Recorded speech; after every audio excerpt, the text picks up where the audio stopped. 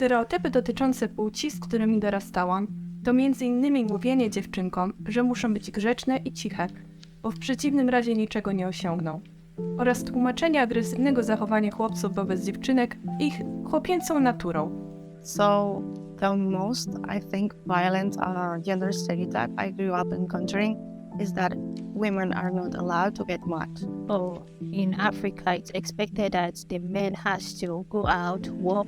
They are the stronger version, and why the women have to be in the kitchen cooking. And also there is also the form of coloring.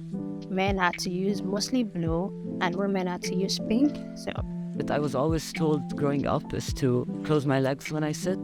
So it's always one of the discussions that I always had with my mom. To be more feminine, to be more girly, control your emotions.